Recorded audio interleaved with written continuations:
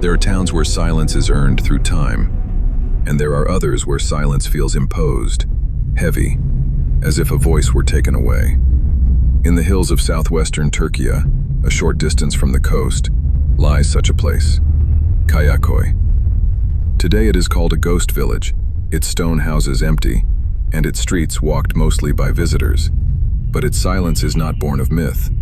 It is the result of history, memory, and loss. Kayaköy was once a thriving settlement, known as Levisi by its Greek inhabitants. For centuries, it stood as a community of stonemasons, farmers, and traders. The houses were built into the slope, their pale walls catching the sun, their chapels echoing with hymns.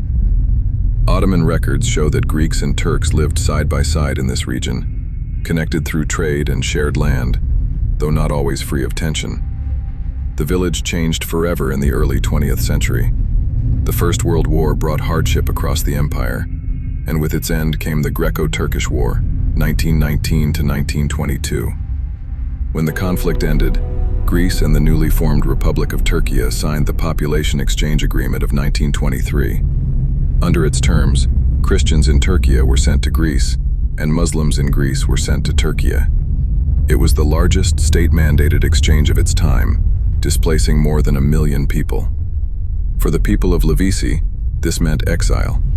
Families left their homes, their fields, and their chapels behind, often carrying only what they could on their backs.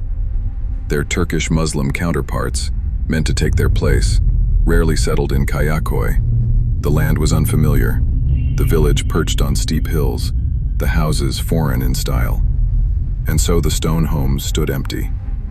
Over time, earthquakes in the mid-20th century damaged the already abandoned houses, leaving roofless shells.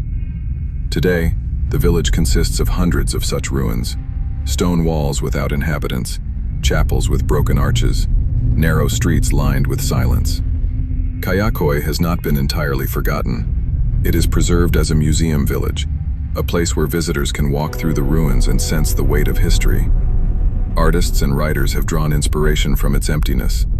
Louis de Bernière, in his novel Birds Without Wings, set part of his story in a place modeled after Kayaköy. Some of its chapels have been stabilized, and the Turkish government has recognized its cultural value. Yet the village remains more than a tourist site. It is a testament to displacement, a physical reminder of the cost of political decisions on ordinary lives. Each hollow house once carried a family's laughter, prayer, and grief. To stand in Kayaköy is to stand among absence made visible. Walls without owners, streets without footsteps, a town where silence speaks more than words.